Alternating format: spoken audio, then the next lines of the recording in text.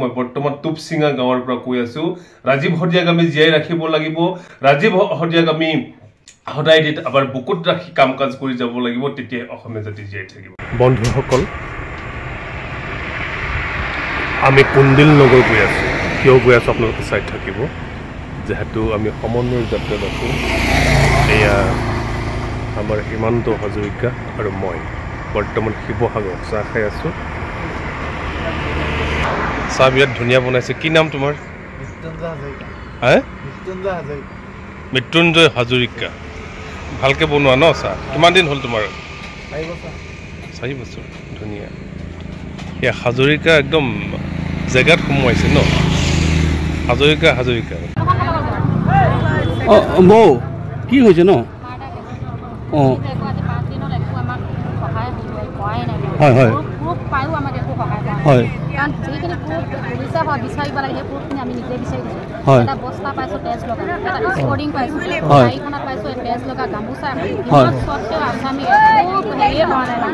হয়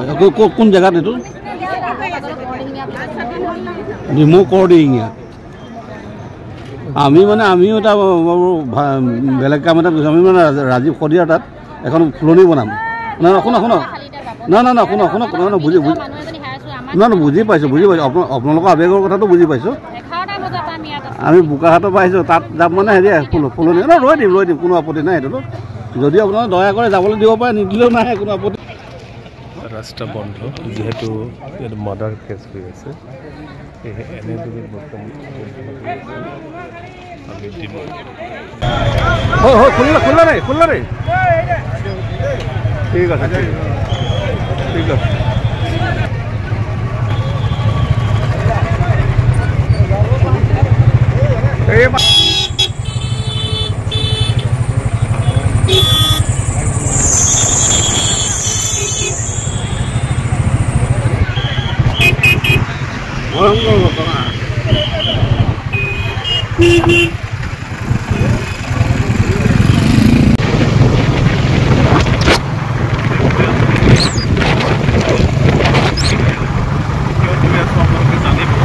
বিহুৱান নহয় ৰুমাল এয়া ৰুমাল দিছে বৰ্তমান কি গাঁও বুলি কয় এইখন বিনয় গুটিয়া মটক গাঁৱত আছো আৰু মনালিছাৰ ঘৰত আছো এয়া মনালিছাৰ হাজবেণ্ড এনেদৰে আমি গৈ আছো কি ক'ব লাগিব হদিয়া ৰাতি আহি আছো হদিয়ালে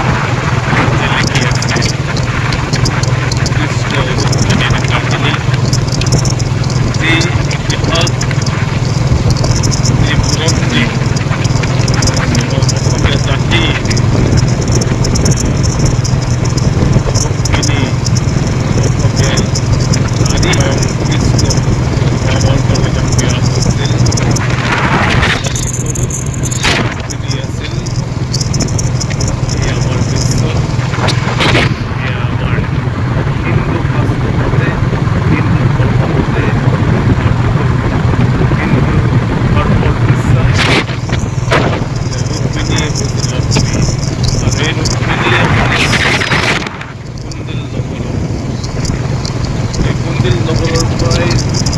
শ্ৰীকৃষ্ণলৈ গৈছিল মাৰ্কেটিং বুলি কয় আজিকালি মানুহৰ এতিয়া সজনাটো আহি শদিয়া ৰাতি আহি পালোঁ এতিয়া ৰাতি কৰিছোঁ মাৰি দিলে ধুনীয়াকৈ থৈ দিলোঁ ৰাতিপুৱা আমি যে চাহ খালোঁ মোৰ মাকবৌ সেইটো চাহ যদি খায় মাকবৌ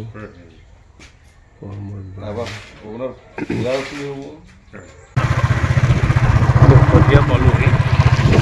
এতিয়া গৈ আছোঁ আমি টুপচিঙা গাঁৱলৈ আমি একদম শদিয়া দলং পাৰ হৈ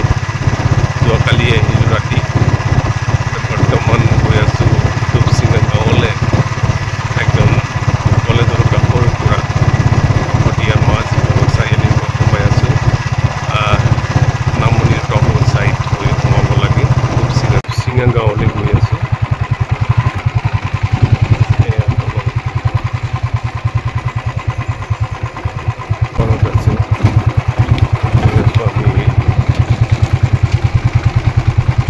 আছে টুপচিঙা গাঁৱলৈ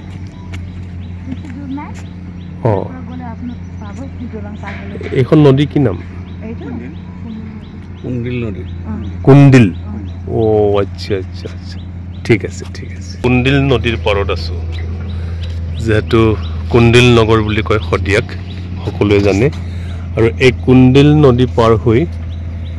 টুপচিঙা গাঁও বৰ্তমান আমি আছোঁ কুণ্ডিল নদীৰ পাৰত আৰু গৈ আছোঁ আপোনালোকৰ প্ৰিয় গণশিল্পী ৰাজীৱ শদিয়াৰ ঘৰত এই পৰিৱেশ চাওক আপোনালোকে এই চাপৰিৰ পৰা ক'ব লাগিব চাপৰিৰ পৰা ওলাই আহিছিল আমাৰ ৰাজীৱ শদিয়াৰ হৃদয় ৰাজীৱ শদিয়াৰ তেজ ৰাজীৱ শদিয়াৰ ভাষা ৰাজীৱ শদিয়াৰ কথা ৰাজীৱ শদিয়াৰ সুৰ ৰাজীৱ শদিয়াৰ গান যে গান জনগণৰ গান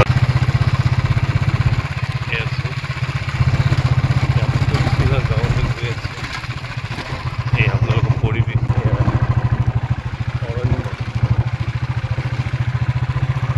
অৰণ্যৰ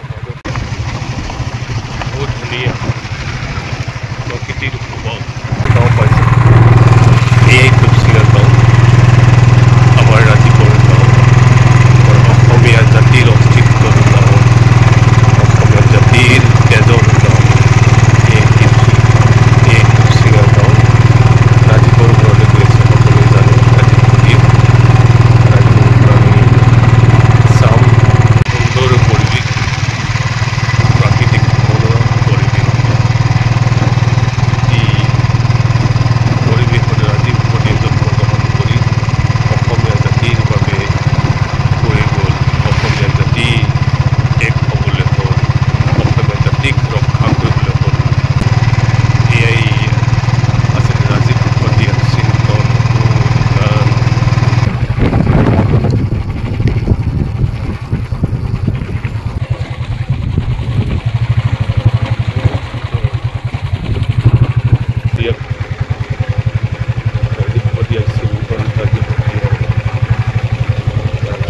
মোৰ পৰা তেওঁক দেখি সি তেখেত একদম সৰুৰ পৰাই এইবোৰ গান বজনা ভাল পায় হ'লে নেকি সৰুতে সি কি কৰিছিলে আগতে মানে এই যে মানে ধেমালি কৰা নিচিনা কিবা চুঙা ঢোল বজায় তাৰপিছত হয় দুটামান ল'ৰা গোটাই মেলি গায়ন গায় সৰুৰ পৰাই ভাওনা পাতে নিজেই মানে এই ল'ৰা লগ খুৱাই ওচৰত তাতে মানে খেলি থাকে আৰু সৰুতে তাৰমানে হেৰিটো সৰুতে মানে তাৰ যিটো স্পৃহা ধেমালি কৰাটো এই ধেমালি কৰাটোৱে তাৰমানে সেই টাইপৰ ভাওনা বিহু গায়ন মানে এটা মানে গন্ধৰ্ব দায়িত্ব আছে গায়ন সেই গায়নটো মানে তেওঁলোকে কি কৰে মানে এবাৰ বৰ আচৰিত ঘটনা এটা হ'ল এই মানে মেকুৰী এটি না কি মৰিলে বোলে হ নিলে মানে যে আগত মানে গায়ন গাই যায় সেই মেলাই বুলিলে গাই লৈ গৈছে মানে সেতি মানে কেইটা মানে হ লৈছে মৰা হ মেকুৰীটো মেকুৰীজনী তাৰপিছত আগত তাৰমানে গায়ন গাই গৈছে মানে সৰুতে তাতে দেখা পাইছিল মানে মানুহৰ এই তেওঁৰ চিন্তনটো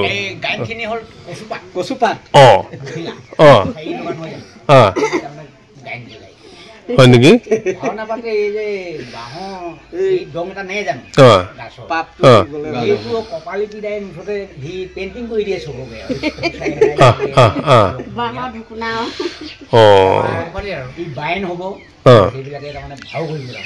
আচ্ছা আচ্ছা তেনেকুৱা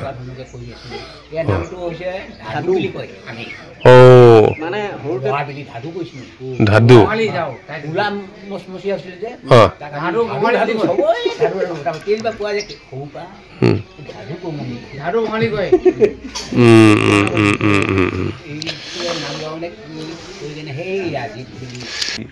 গণশিল্পী ৰাজীৱ শদিয়াৰ একদম ঘৰৰ কাষত বহি আছো তেখেতৰ ঘৰলৈ যাম এতিয়া গোটেই পৰিৱেশটোক আপোনালোকক দেখুৱাই আছো গণশিল্পী ৰাজীৱ শদিয়াৰ ঘৰবোৰ আনকমন আমাৰ মধ্য অসমৰ ঘৰৰ দৰে নহয় আপুনি দেউতাক ন আপুনি মা আপুনি ডাঙৰ ককাই মোৰ পাছৰ সি আছিলে ৰাজীৱ কেইজন আছিলে আপোনালোকৰ তিনিজন ছোৱালী ছোৱালী ভণ্টি এজন চাৰিটা হয় সি মাজু আছিল নেকি ই মাজু এই 2 নম্বৰ আচ্ছা আচ্ছা আচ্ছা আচ্ছা সকলোকে তেওঁ কন্দুৱাই থৈ গ'ল আৰু অসমীয়া জাতিটোক ন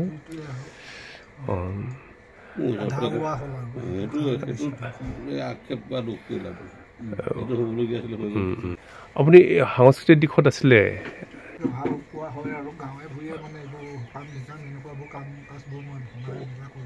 আগতে হয় হয় আপোনালোকৰ আদহত তেনেকৈ আছিল চাগে দেউতা আপোনাৰ সমাজৰ কাম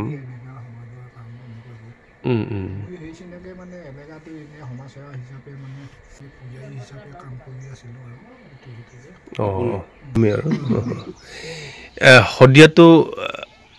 কেনেকৈ সি সৃষ্টি কৰিলে শদিয়া সৃষ্টি কৰা কথাটো বৰ সিমানখিনি কথা নাজানিম কাৰণ আমি বহুত পাছত আমাৰ দেউতাতে এই দীঘল দলঙৰ ইপাৰে পুৰণি শদিয়া বুলি এডোখৰ আছিলে তাতে মানে জেগা লৈছিল তাৰপিছতে ব্ৰহ্মপুত্ৰ খহনীয়াত মাটিবোৰ মানে ঠুনঠেক হোৱাৰ কাৰণে চৰকাৰ আবেদন কৰি আমাক মানে ভোট দখলৰ কাৰণে মাটি অলপমান দিব নেকি আমাৰ এনেকুৱা অসুবিধা হ'ল তেতিয়া আছিলে ব্ৰিটিছ চৰকাৰ আছিলে পুলিচম চেহাব বুলি এজনে হাতীয়ে পতি কাটি এইডোখৰ জেগাত পোৱাই দিলে সেইখিনি কৃষাৰ দি আমাৰ এই গাঁওখনত কৃষাৰ দি কুন্দিল নৈ এখন বৈ যায় কিন্তু ব্ৰহ্মপুত্ৰত লগ খাইছে আগতে আকৌ কথা এটি আছে নহয় মানুহবিলাকে মানে জেগাবোৰ পচন্দ কৰে এনেধৰণৰ সংলগ জ্ঞাতি সংলগ কুল্ল নদীয় কুল্ল আগতে মানে গাড়ী ঘোঁৰা এইবিলাক মানে প্ৰায় কম বেপাৰ বাণিজ্য নৈয়ে কৰিবলগীয়া হয় তেনে নাৱে কৰে সেইকাৰণে নৈ কাষত মানে ঘৰবিলাক তেওঁলোকে থকাটো পচন্দ কৰে এই কুন্দিলৰ বিষয়ত এইডোখৰ জেগাতে আছিল কুন্দিলৰ এৰাসতি ঢেৰ আছিলে আৰু সেইটো কাৰণে খাল বিল ঢঙ আদি ঢেৰ থকাৰ কাৰণে তেওঁলোকে প্ৰথম নামাকৰণ কৰিছিলে তাৰপৰা আহি পিনি ইয়াত আমাৰ দেউতাহঁতে চেঙেলীয়া কালতে অহা 1935 চনত এইডোখৰ জেগাত হাত ঘূৰিয়াই মানে প্ৰথম বসবাস কৰি দিছিল কৰি মেলি পাছত আৰু লগ লাগে বুলি কোনোবাই এনেকুৱা ধৰণকৈ তোৰে মানে এতিয়াতো 384 আছে গাঁৱত আপোনালোকৰ টুপচিঙা গাঁওখনত এতিয়া নাম ৰাখিছিলে কি এইবোৰ ডঙ বিল খাল ধেৰি থকাৰ কাৰণে নদীয় কিষাৰত বালি থকাৰ কাৰণে বালিখাট ডঙ গাঁও তেতিয়া তেনেকৈ ধৰণকে এনে আৰু নামাকৰণ কৰি গাঁও পাতি খাই আছিল 1955 চনত তেতিয়াই এইখন মানে আটাইতকৈ দেখিলেগৈ যে অসমৰ আটাইতকৈ মানে একেবাৰে অৰুণাচলৰ সীমান্ত আপোনালোকৰ গাঁওখন অৰুণাচলৰ সীমাত আছে সেয়াই আমাৰ খৰি কাঠ অৰুণাচলৰ পৰা আনি কিনি ইয়াত মানে ৰাইজে বিয়া বাৰু দহা সভা কৰে আৰু অৰুণাচলৰ পৰা পাত পটোৱা শাক বন এনেকৈ বিচাৰে গতিকে আটাইতকৈ মানে মাথানিত টোপত থকা কাৰণে টোপচিঙা বুলি নামাকৰণ কৰিলে মইতো 1955 চনত জন্ম গতিকে ইমানেই কথা নাজানি 50 চনতে ভূমিকম্প হৈছিল সেইকাৰণে উপৰিডোখৰ কথাটো আমাৰ দেউতাহঁতেও মানে কৰি নগ'ল যে আমি আমুকৰ পৰা আহি এনেকৈ থিতাপিত লোৱা বুলি বছাও দিনলৈকে ধৰি লওক ককা আজু ককাৰ দিনলৈকে এই শদিয়াতেই থকা তাৰমানে সেইটো কথা বেছিকৈ গ'ল। আচ্ছা আচ্ছা মই সুধিব বিচাৰিছিলোঁ যে ৰাজীৱে গগৈটো বাদ দি একদম শদিয়াৰ নামটোকে ল'লে সেই সৃষ্টিৰ কথাটোকে মানে আপোনাক মই জানিব লৈছিলোঁ আপুনি যে একদম অতীতৰ কথা মাটিৰ কথা আপোনালোকৰ গোটেই কুণ্ডিল নগৰৰ তাহানিৰ কুণ্ডিল নগৰ বুলি কয় ন ভীষ্মনগৰ ইয়াতে আছে ভীষ্মক নগৰ ধৰি লওক বাইচাইকেলে এতিয়া বেলাটোত গৈ ঘূৰি আহিব পাৰি মই গৈছোঁ নিশ্চয় আপোনালোকে এই শদিয়া উপাধি দিয়াটোতো আপোনালোকে নাজানিব চাগে ৰাজীৱ উপাধি দিয়াটো মানে এনেকৈ জানো আংশিকভাৱে আমাৰ এই মোৰ বাইদেউৰ ছোৱালী এজনী বিয়া হৈছে এই ঢলা আহোম গাঁৱলৈ তাহানি ভীম গোহাঁইৰ ভায়েকৰ পুতেকলৈ বিয়া হৈছে গতিকে সি সেই ভেনীয়েকে ইয়াৰ এইটো অনুপ চেতিয়া হেৰি এইটো চুতীয়া কি চুতীয়া আছিলে গায়ক কৃষ্ণমণি চুতীয়া তাক তাৰমানে কৈ মানে আমাৰ সেই জোঁৱাইটোৰ লগত সেই কৃষ্ণমণি চুতীয়া মানে খুব ভাল গতিকে আমাৰো ল'ৰা এটা এনেকৈ গীত গায় গতিকে আপুনি অলপমান ইয়াৰ আভাস এটা দিব নেকি এতিয়া ঠিকে আছে যদি আহিবলৈ ইচ্ছা কৰিছে পঠিয়াই দিয়ক বুলি মানে এই বাৰে অনুৰোধ কৰা দেখি পঠিয়াই দিলে পঠিয়াই দি গুৱাহাটীত সেই লগ ভাগ খাই মেলি আৰু তাৰপৰা কথা পাতিলে তেতিয়া কৈছে তোমাক মই কি উপহাৰ দিম গতিকে আহিছোঁ যেতিয়া থাকিলেও হেনো 6 মাহ 1 বছৰ দিন তাৰ লগত থাকি পিনি তোমাৰ উপহাৰ তুমি যিহেতু শদিয়া প্ৰান্তৰ পৰা আহি পাইছা তোমাৰ নামটোকে গোটেই শদিয়াখন তোমাৰ ওপৰতে মই থাপি দিছোঁ তোমাক শদিয়া উপাধি দিয়া হৈছে এনে কৃষ্ণমণি চুতীয়াই দিয়া বুলি মানে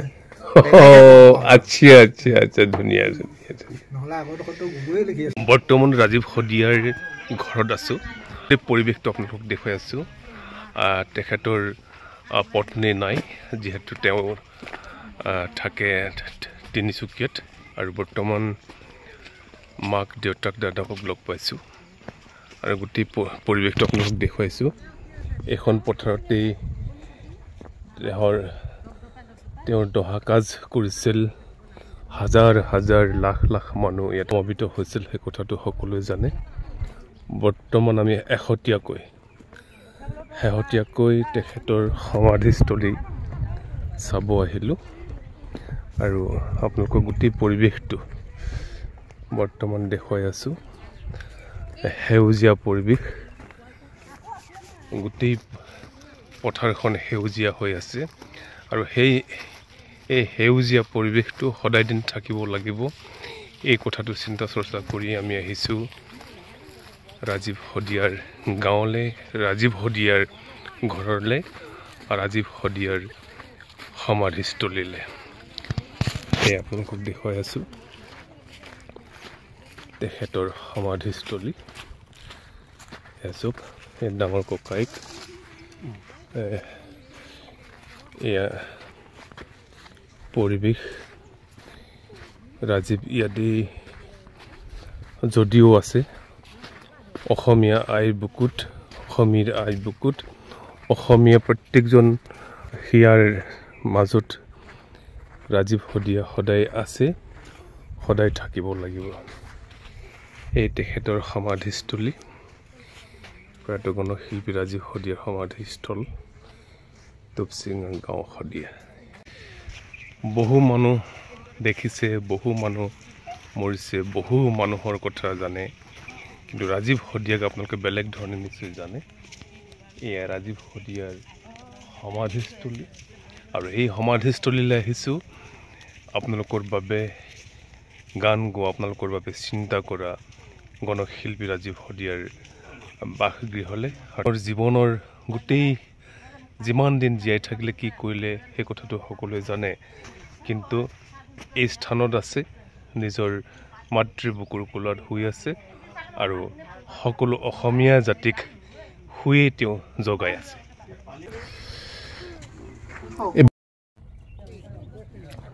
আপোনালোকে দেখিছে ৰাজীৱৰ আইতাক আৰু ককাগাছি ইয়াতে ৰাজীৱো আছে আৰু পৰিয়ালৰ সকলো ইয়াতেই নিশ্চয় থাকিব ভাল লগা এটা পৰিৱেশ গোটেই পৰিৱেশ আপোনালোকে দেখিছে সেউজীয়া পৰিৱেশ আৰু এই সেউজীয়া পৰিৱেশ ৰাজীৱে অসমীয়া জাতিৰ মাজত সদায় দিন ৰাখিছে আৰু ৰাখিব এই কথাটো চিৰন্তন সত্য আৰু সেয়েহে আমিও আহিছোঁ সেউজীয়া পৰিৱেশটো চাবৰ বাবে আৰু আপোনালোকক দিবৰ বাবে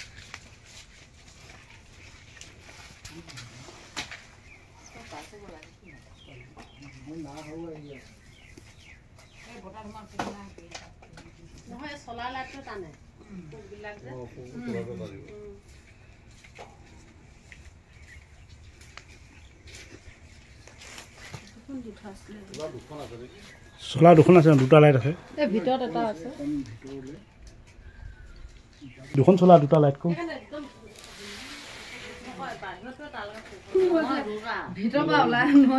ইয়া শদিয়াৰ ঘৰ অসমীয়া জাতিৰ ঘৰ ৰাজীৱ শদিয়াৰ ঘৰ কিমান ভাল লগা পৰিৱেশ আপোনালোকে চাওক ইয়াতে আছিল ৰাজীৱ শদিয়া আৰু ৰাজীৱ শদিয়া সদায় দিন থাকিব অসমীয়া বুকুৰ মাজত ৰাজীৱ শদিয়াৰ তেওঁৰ মৰণোত্তৰ বাবে বহু শোক প্ৰস্তাৱ যাচিছে আৰু এই শোক প্ৰস্তাৱসমূহ আপোনালোকক দেখুৱাবলৈ চেষ্টা কৰিছোঁ এয়া জাপ শোক প্ৰস্তাৱ এই ইয়াতে উঠা সংগ্ৰহালয় এখন নিশ্চয় হ'ব লাগিব তেতিয়া তেওঁ সদায় জীয়াই থাকিব তেওঁৰ গৱেষণা তেওঁৰ নামত এটা লাইব্ৰেৰী তথা সংগ্ৰহালয় কৰিলে বেছি ভাল হ'ব এই কথাটো আমি চিন্তা চৰ্চা কৰিব লাগিব অসমীয়া ৰাইজে আৰু আপোনালোকে চাওক কিমান তেওঁক মৰম দিয়া এৱাৰ্ড বুলি ক'ব বিচৰা নাই শোক প্ৰস্তাৱ তেওঁৰ বাদ্যযন্ত্ৰসমূহ তেওঁক এই কাষৰ মানুহকেইজনে কৈছিল যে সৰুৰ পৰা বাঁহৰ চুঙাই দি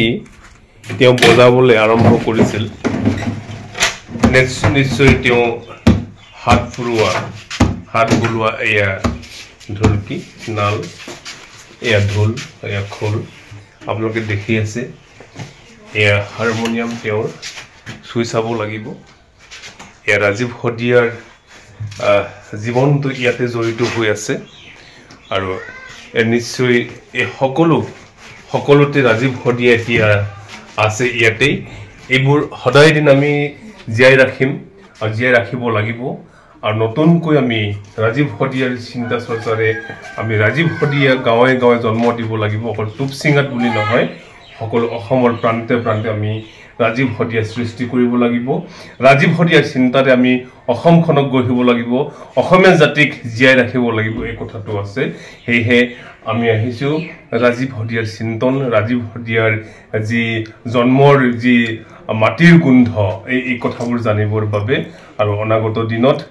তেওঁৰ নামত ইয়াত সংগ্ৰহালয় আৰু তেওঁৰ নামত অসমত ঘৰে ঘৰে এটা ধাৰা সৃষ্টি কৰিব লাগিব জাতীয়তা বোধ চিন্তা চৰ্চাৰে আমি আগুৱাই যাব লাগিব এই কথাটো আছে সেয়েহে আশা কৰি মই বৰ্তমান টুপচিঙা গাঁৱৰ পৰা কৈ আছোঁ ৰাজীৱ শদিয়াক আমি জীয়াই ৰাখিব লাগিব ৰাজীৱ শদিয়াক আমি সদায় আবাৰ বুকুত ৰাখি কাম কাজ কৰে যাব লাগিব তেতিয়া অসমীয়া জাতি জীয়াই থাকিব জ্যেষ্ঠ দাদা ৰাজীৱ শদিয়াৰ কি নাম আপোনাৰ বিষ্ণু গগৈ ৰাজীৱক জীয়াই ৰাখিব লাগিব আৰু ৰাজীৱক সৰুৰ পৰা আপুনি পাইছে ৰাজীৱৰ স্মৃতি আপোনাৰতো ভাহি আছে ভাহি থাকিব লাগিব আপুনি ৰাজীৱক কেনেদৰে পাইছিল যেহেতু একটা লগৰ দৰে আছিল চাগে ন লগৰ দৰে আছিল মোৰ ঘৰত 2 বছৰ পাছৰ আছিলে প্ৰথম হেৰি পাইছিলোঁ তাৰ ল'ৰালি কালৰ পৰাই যি এইটো হেৰি আছিলে সাংস্কৃতিক জগতটো গৈ মেলি পিছত প্ৰথম গৈ মেলি নাটকত সোমালে নাটকত সোমাই আপোনাৰ 2004 চনৰ পৰাহে এই হেৰিলে হেৰি কৰিলে আৰম্ভ কৰিছে এই যাত্ৰা সাংস্কৃতিক যাত্ৰা আচ্ছা আচ্ছা নাটকত আছিলে এই আপুনি ভাল পায়নে এইটো লাইন ভাল পাওঁ আপুনি সহযোগ দিছিলেনে তাক মই তেনেকৈ সহযোগ নাযায় এনেই ভাল পাওঁ আচ্ছা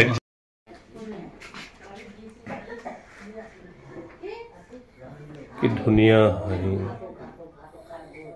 তেখেত যে জীৱন্ত হৈ আছে ফটোৱে কয় তেওঁ মৰা নাই এই শদিয়া টুপচিঙা গাঁৱৰ নিজৰ ঘৰৰ পৰা অসমীয়াৰ ঘৰে ঘৰে তেওঁ জীৱিত হৈ আছে আৰু থাকিব লাগিব সকলো জীয়াই ৰাখিব লাগিব